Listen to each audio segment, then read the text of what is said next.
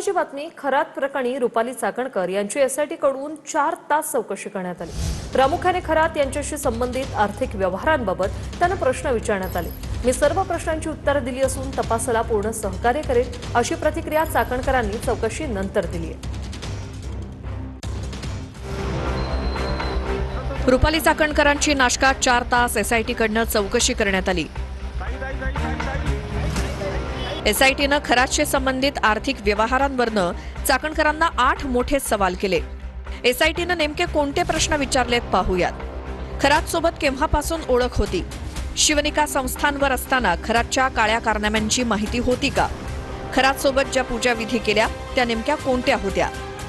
पूजा विधीनंच काही आर्थिक संबंध खरात सोबत जोडले होते का? खरात सोबतचे व्हिडिओ, फोटो केव्हाचे आणि कोणत्या कार्यक्रमातले? खरात सोबत आर्थिक व्यवहार कोणकोणत्या बँक अकाउंटमधनं झाले? शिवनिका संस्थांच्या बैठकांमधनं कोणतं कामकाज सुरू होतं?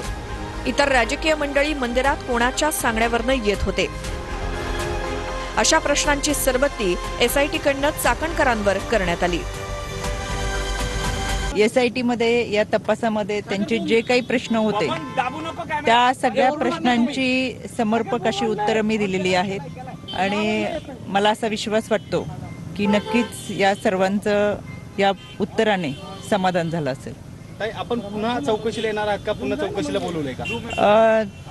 पोलिसांना जसं माझं यामध्ये तपासात सहकार्य हवं असेल तसं पूर्णपणे मी सहकार्य करेन। काय काय प्रश्न नेमकं तुम्हाला विचारण्यात आलेले होते हे आपल्याला अहवालामध्ये समजतीलच। रुपाली चाकणकरांना वाचवण्याचा आटोकाट प्रयत्न केला गेला।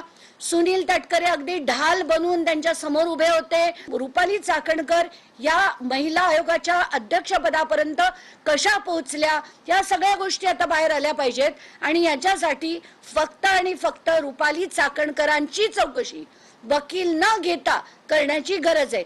सरकारकडे सगळं माहिती आहे, सरकार त्या प्रकरणात गांभीर्याने पाहत आहे। याला ज्या पद्धतीने मीडिया ट्रायल करायचा प्रयत्न ते करतायत। ऑलरेडी एसआयटी कडे अनेक जे धागे दोरे सापडलेले आहेत ते चाकणकरांच्या संबंधित त्यांच्या प्रतिभा चाकणकर बहिणीच्या संदर्भात मिळालेले आहेत। त्याच्यामुळे त्याच्यात त्या आरोपी 100% आहेतच। एखाद्या भोंदूबाबांनी बातमी छापणं आणि त्या बातमीच्या खुलासा आयोगाकडून एखाद्या पत्रकाराला असं टॉर्चर करणं, या ठिकाणी त्या असणाऱ्या संविधानिक पद्धतीचा गैरवापर झाला आहे।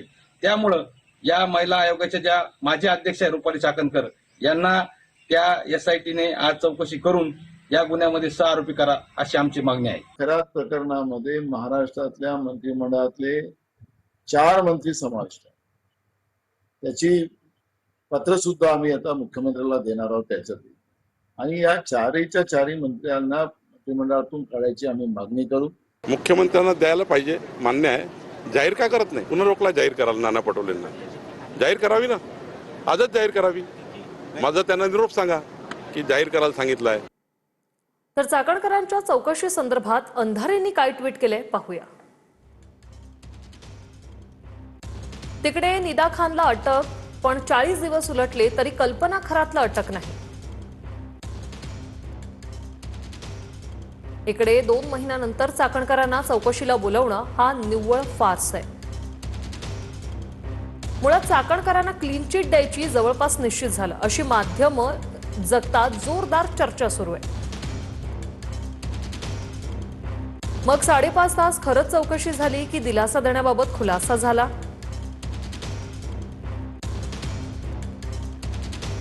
सुषमा अंधारे यांनी हे ट्विट केले। विकास लवांडेंना काल शाईने अंघोळ घातली असं नितेश राणे म्हणाले। संतांकडे वाकड्या नजरेने बघणाऱ्यांचा कार्यक्रम होणारच असंही नितेश राणेंनी म्हटलंय। संग्राम भंडारेंच्या केसालाही धक्का लागू देणार नाही असं म्हणत नितेश राणेंनी संग्राम भंडारेंची पाठराखण केली आहे।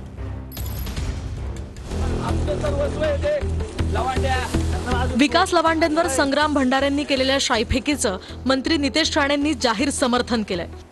विकास लवांडेंचा उल्लेख जिहादी असा करताना राणेंनी संग्राम भंडारेंचं कौतुक केलंय। बघा ऐकत्या लवांडेला कशी अंघोळ घातली की नाही आमच्या बापूसाहेब भंडारे। आमच्या संत आणि महाराजांकडे कोणी वाकड्या नजरेने बघत असेल तर त्यांच्या सगळ्यांचे कार्यक्रमच होणार, ही भूमिका आमच्या सगळ्या जणांची। तर बापूंना फोन केला की बापू चिंता करू नका, तुमचे सगळे भाऊ मंत्रालयामध्ये बसलेले आहेत, कुणाच्या केसालाही धक्का लागणार नाही हे बापूला शब्द देऊन टाकला. संग्राम भंडारे हे प्यादा असावं आणि या घटनेचे सूत्रधार हे नितेश राणे असावेत. पोलिसांचे हात बांधलेले असावेत मला असं वाटतंय. आणि नितेश राणे हे मंत्री त्याचे सूत्रधार आहेत. देवेंद्र फडणवीस याची दखल घेतील का त्यांना पाठिंबा देणार हा माझा सवाल आहे. एवढंच केसाला धक्का लागणार नाही जर एवढं छाती ठोकपणे सांगतात ना, तर याच पुण्यामध्ये आमच्या चिमुरडीवर अन्याय अत्याचार झाला तेव्हा हे हिंदू धर्माचा माज दाखवणारे लोकांनी फक्त त्या आरोपीला मारून दाखवावं. मी त्यांची केस मोफत मध्ये लढते आणि त्यांच्या केसाला धक्का लागून देणार नाही. विकास लवांडेंनी आज शरद पवारांची भेट घेतली. त्यानंतर पवारांनी राज्याचे पोलीस महासंचालक सदानंद दातेंना फोन केला आणि विकास लवांडेंना संरक्षण देण्याचीही मागणी केली आहे. निदा खानला आसरा देणाऱ्या मतीन पटेलच्या घरावर बुलडोझर चालण्याची शक्यता आहे. संभाजीनगर महापालिकेने मतीनच्या घरावर नोटीसही लावलेली आहे. मतीन पटेलला म्हणणं मांडण्यासाठी 3 दिवसांचा वेळ दिला असून उत्तर सादर न केल्यास त्याच्या घरावर बुलडोझर चालण्याची शक्यता वर्तवली जाते. टीसीएस प्रकरणातील आरोपी निदा खानला फरार होण्यासाठी मदत करणारा आणि आसरा देणाऱ्या मतीन पटेलच्या घरावर बुलडोझर चालण्याची शक्यता आहे. कारण छत्रपती संभाजीनगर महापालिकेनं मतीन पटेलचं घर, कार्यालय आणि निदा खानला जे घरात लपवलं ते घर अनधिकृत असल्याचं म्हटलंय. मतीन पटेलच्या घरावर छत्रपती संभाजीनगर महापालिकेनं नोटीसही चिकटवली. मतीन पटेल याला त्याचं म्हणणं मांडण्यासाठी 3 दिवसांचा वेळ देण्यात आलाय. 3 दिवसात उत्तर न दिल्यास मतीन पटेलच्या घरावर बुलडोझर चालण्याची शक्यता आहे. त्यांना 3 दिवसाचा वेळ देण्यात आलेला आहे त्यांचं म्हणणं मांडण्यासाठी आणि 4थ्या दिवशी 100% त्यांचे घरं पाडण्यात येईल, त्याच्यावर कारवाई करण्यात येईल. निदा खानला आसरा दिल्याबद्दल एमआयएम नगरसेवक मतीन पटेलवर गुन्हा दाखल करण्यात आलाय. मतीन पटेलचे कथित आक्षेपार्ह आणि अश्लील व्हिडिओही व्हायरल झाले आहेत. या प्रकरणांमध्ये मतीन पटेलला अटक करण्याची मागणी भाजप नेते प्रवीण दरेकरांनी केली. पण गिर गया तो भी टांग ऊपर, चूक केल्यावर सुद्धा आम्ही त्याच्या मागे आहोत अशा प्रकारचं बोलणं म्हणजे बेशरमपणाचं आहे. मला वाटतं याच्या खोलाशी जाण्याकरिता ताबडतोब अटक करून या ठिकाणी त्या नगरसेवकाकडून सखोल माहिती घेण्याची अत्यंत आवश्यकता आहे. हिंदू धर्माच्या संस्कृतीचं पतन करण्याचे ते मनसुबे यांच्यासह गाडू आणि त्यामुळे तो ओएसी विषारी साप जो गरळ वकतो इथे येऊन आणि खऱ्या अर्थाने या शहराचं सामाजिक वातावरण बिघडतं, त्यालाही खऱ्या अर्थानं आम्ही हैदराबादला अशा अवस्थेत पाहू की खरं अर्थानं हा महाराष्ट्र पाहिल की खरंच छत्रपती शिवाजी महाराजांचा महाराष्ट्र आहे म्हणून. हा ओएसी ही एक टीम तयार करण्याच्या भानगडीत आहे. सुशिक्षित मुलांना, तरुण वयातली मुलांना आणि मुलींना आपल्याकडे अट्रॅक्शन करून त्यांना त्याचा वापर हा या समाजामध्ये दुही पसरवण्यासाठी करायचा आहे. कट्टरता त्याला निर्माण करायची आहे. छत्रपती संभाजीनगरच्या पैठणमधील एका शेतकरी पुत्राने कांदा प्रश्नावरून मुख्यमंत्री फडणवीसांना पत्र पाठवले. एका कांद्यासह शेतकऱ्यानं 1 रुपया सुद्धा पाठवला आणि कांदा उत्पादकांकडे लक्ष देण्याची विनंती केली. घाम गाळून कष्टानं पिकवलेला कांदा विकून पैसे सोडाच वर शेतकऱ्यालाच पैसे द्यावे लागतात. राज्यातल्या कांदा उत्पादकांच्या भीषण स्थितीमुळे एका शेतकऱ्यानं मुख्यमंत्री फडणवीसांना हा घ्या 1 कांदा आणि 1 रुपया, आता तरी शेतकऱ्यांचा आक्रोश ऐका असं म्हणत पत्र लिहिलं. हजारो रुपये मातीत टाकून शेतकऱ्यानं पिकवलेला टनभर कांदा कसा फुकट घेतला जातोय त्यासाठी पैठण तालुक्यातलं हे उदाहरण बघा. पैठणच्या वरुडी गावातले शेतकरी प्रकाश गलधरांनी 1262 किलो कांदा पिकवला. बाजारात त्यांना 1 रुपये किलोचा भाव मिळाल्यानं 1262 किलो कांद्याचे त्यांना केवळ 1262 रुपयेच मिळाले. या 1262 मधून 1,200 रुपये हमाली गेली. 38 रुपये तोलाईचे, 25 रुपये भराईचे, बाराईचे 25 रुपये गेले, तर 500 रुपये भाडं गेलं. गोण्यांसाठी 550 असा सारा खर्च वजा होऊन एकूण रक्कम 1263 रुपये झाली. टनभराहून अधिक कांद्याची एक दमडी मिळणं तर सोडाच, उलट शेतकऱ्याला बाजारात 1 रुपया भरावा लागला. शेतकऱ्याच्या कांदा विक्रीची ही पावती व्हायरल झाल्यानंतर राज्यभरातले शेतकरी यावर संताप व्यक्त करतात. निषेध म्हणून 1 रुपया आणि 1 कांदा ही त्या ठिकाणी माननीय मुख्यमंत्री देवेंद्रजी फडणवीस यांना मी पाठवलेला आहे. आशा करतो की माननीय मुख्यमंत्री देवेंद्रजी फडणवीस हे नक्कीच कांदा उत्पादक शेतकऱ्यांना दिलासा देतील. बीड, लासलगाव, नाशिक, सटाणा, धुळे, येवला, बागलाण या साऱ्या ठिकाणी हीच परिस्थिती आहे. जगाचा पोशिंदा शेतकरी टनाटनाचा माल बाजार समित्यांमध्ये आणून विकतोय. मोबदल्यात हातात खाण्याचेही पैसे शिल्लक राहत नसल्यानं तालुक्यावरून गावात उपाशी परततोय. वाटतं 1 रुपया तरी जास्त मिळाला. बऱ्याच जणांना 50 पैसे पण मिळालेले नाही. कांद्याचा प्रश्न सध्याच्या घडीला अतिशय भीषण स्वरूप त्यांनी धारण केलेलं आहे. नाफेडनी, केंद्र सरकारने, राज्य सरकारने याच्यामध्ये कांद्याला योग्य भाव तर दिला पाहिजे आणि त्याच पद्धतीनं कांद्याला भाव देत असताना शेतकऱ्यांना अनुदान सुद्धा देण्याचा 1,500 रुपये अनुदान सुद्धा देण्याचा प्रयत्न केला पाहिजे. देशात पेट्रोल डिझेलच्या किमती वाढण्याची शक्यता आहे. अमेरिका इराणमधील युद्ध संघर्ष आणि होर्मुझ सामुद्रधुनी बंद झाल्यामुळे कच्च्या तेलाच्या किमतीत मोठी वाढ झाली. देशातल्या पेट्रोल आणि डिझेलच्या किमतीत मोठी वाढ होण्याची शक्यता वर्तवली जाते. इराण अमेरिका तणाव आणि होर्मुझ सामुद्रधुनी बंद झाल्यामुळे जागतिक स्तरावर कच्च्या तेलाच्या किमतीत मोठी वाढ झाली आहे. कच्च्या तेलाच्या किमती $100 प्रति बॅरल पर्यंत गेल्या. त्यामुळे तेल कंपन्यांना दररोज प्रचंड मोठा तोटा सहन करावा लागतोय, ज्याचा संपूर्ण भार एकतर कंपनीवर किंवा सरकारच्या तिजोरीवर पडतोय. परिणामी येत्या काही दिवसात पेट्रोल आणि डिझेलच्या दरात वाढ होण्याची शक्यता आहे. जगातील सुमारे 20% तेल पुरवठा ज्यामधून जातो ती हॉर्मुझची सामुद्रधुनी युद्धामुळे अनेक आठवड्यांपासून प्रभावित आहे, ज्यामुळे जागतिक ऊर्जा संकट निर्माण झालंय. अनेक देशांमध्ये इंधनाचा तुटवडा निर्माण झाला असून दरांमध्ये सुद्धा वाढ झाली आहे. इराण, इस्रायल, अमेरिका युद्धानंतर कच्च्या तेलाच्या किमती वाढल्यात. अनेक देशांमध्ये पेट्रोल आणि डिझेलच्या किमती 30% वाढवण्यात आल्या. दरम्यान पेट्रोलच्या किमती कुठे किती आहेत पाहूया. हाँगकाँगमध्ये $295 प्रति लिटर, सिंगापूरमध्ये पेट्रोल $240 प्रति लिटर आहे, तर नेदरलँडमध्ये $225 प्रति लिटर पेट्रोल आहे. इटलीमध्ये $210 प्रति लिटर, युकेमध्ये $195 प्रति लिटर, तर भारतात $95 प्रति लिटर पेट्रोल आहे. भारतातले पेट्रोल डिझेलचे दर सध्या तरी स्थिर आहेत. भारतातील सरकारी तेल कंपन्यांना दररोज अंदाजे 700 ते 1000 कोटींचा तोटा होतो. हा तोटा दरमहा अंदाजे 30,000 कोटी रुपये इतका होतोय. परिणामी भारतातही पेट्रोल आणि डिझेलच्या किमती वाढण्याची शक्यता आहे. याचा थेट परिणाम कुठे आणि कसा होण्याची शक्यता आहे तेही पाहूया. पहिल्यांदा पेट्रोल आणि डिझेल महाग होऊ शकतं.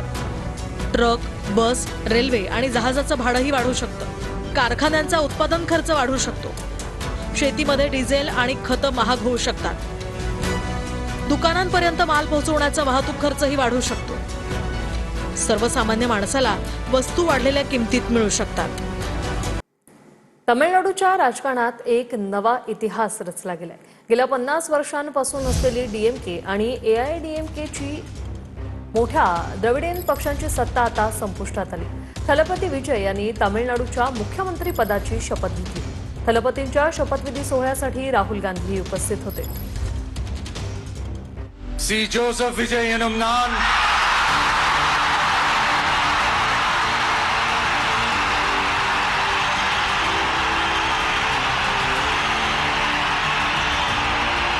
पाच दिवसांच्या घडामोडीनंतर तामिळनाडूमध्ये थलपती विजय यांचा शपथविधी पार पडलाय. பலதரப்பட்ட மக்கள் அனைவருக்கும் நேர்மையானதை செய்வேன் என்றும் जोसेफ विजय यांनी तामिळनाडूचे 9वे मुख्यमंत्री म्हणून शपथ घेतली आहे. राज्यपाल विश्वनाथ अर्लेकरांनी विजय यांना पद आणि गोपनीयतेची शपथ दिली आहे. शपथविधी सोहळ्यासाठी चेन्नईच्या नेहरू स्टेडियमवर जमलेल्या नागरिकांनी टाळ्या आणि शिट्ट्या वाजवून एकच जल्लोष केलाय. सी जोसेफ विजय एनुम नान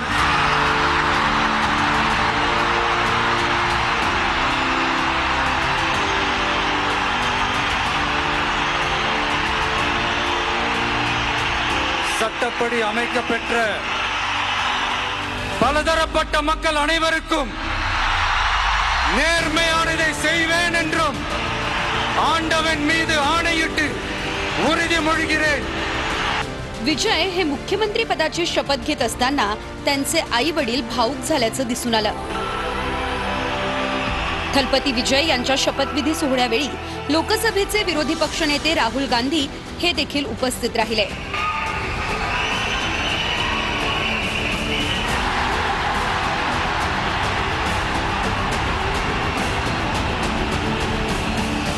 साडी नेसून आणि केसात गजरा माळून उपस्थिती दर्शवणाऱ्या विजय यांच्या मैत्रीण त्रिशा कृष्णन यांनी देखील सर्वांचं लक्ष वेधून घेतलं होतं.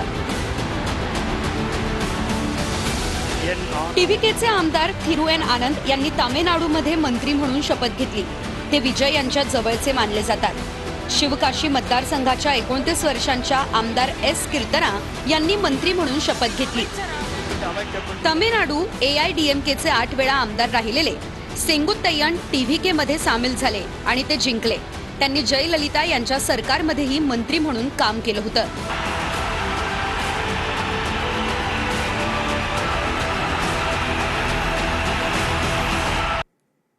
पंतप्रधान नरेंद्र मोदींनी तेलंगणाच्या मुख्यमंत्र्यांना सोबत येण्याची खुली ऑफर दिली.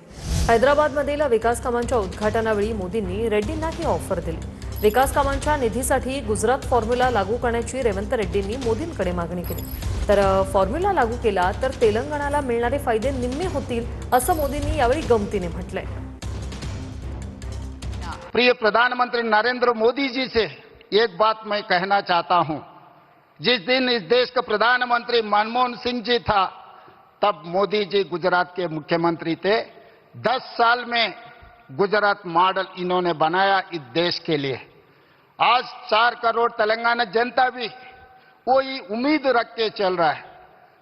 जब मोदी जी इस देश का प्रधानमंत्री है, लोग मेरे ऊपर उम्मीद रखा है आने वाले 10 साल में तेलंगाना मॉडल बना के 2034 $1 ट्रिलियन इकोनॉमी रीच करने के लिए. मैं रेवंता जी से कहूंगा कि 10 साल के शासन में भारत सरकार ने जितना गुजरात को दिया वो मैं आपको देने को तैयार हूं. लेकिन मेरी जानकारी से मैं आपको बता देता हूं कि जैसे ही मैं ऐसा करूंगा, आपको जो अभी मिल रहा है वो आधा हो जाएगा. आप जहां पहुंचना चाहते हैं नहीं पहुंच पाएंगे, और इसलिए अच्छा है की मेरे से ही जोडो. आपण पाहतोय नसरापुरातील चिमुकलीवर अत्याचार केल्याच्या निषेधार्थ नागरिकांचा सध्या मोर्चा सुरू आहे. या नराधमाला फाशीची शिक्षा झालीच पाहिजे अशी मागणी या नागरिकांनी केलेली आहे. पुण्यातील बालगंधर्व रंगमंदिरापासून हा मोर्चा सध्या सुरू झालाय. योगेश गोरसे आमचे प्रतिनिधी आपल्या सोबत जोडले गेलेले आहेत. योगेश, आपण पाहतोय नागरिक संतप्त झालेत.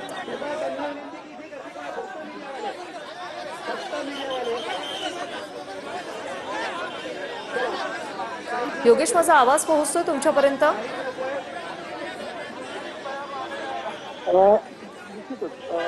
ज्या पद्धतीने या घटनेचा जे पडसाद आहे त्याची उमटताना पाहायला मिळत आहेत. एकूणच आज संध्याकाळी 5:30 वाजताच्या सुमारास या मोर्चाचं आयोजन करण्यात आलं होतं. आता हा मोर्चा सावरकर स्मारक या ठिकाणी पोहोचलेला आहे, ज्याची सुरुवात बालगंधर्व रंगमंदिरापासून झाली होती आणि हजारोंच्या संख्येनं पुणेकर नागरिक या मोर्चामध्ये सहभागी झालेले आहेत. मोबाईलचा टॉर्च लावून या घटनेचा निषेध या ठिकाणी नोंदवला जात आहे आणि आंदोलकांचं म्हणणं एकच आहे की या नराधमाला मृत्यूदंडाची फाशीची शिक्षा व्हावी या मागणीसाठी आज हा मोर्चा या ठिकाणी काढण्यात आलेला आहे. आणि आता मोर्चाची सांगता या ठिकाणी होताना पाहायला मिळते आणि मोठ्या संख्येनं महिला देखील या मोर्चामध्ये सहभागी झाल्याचं पाहायला मिळालं. धन्यवाद योगेश, तुम्ही दिलेल्या या माहितीसाठी.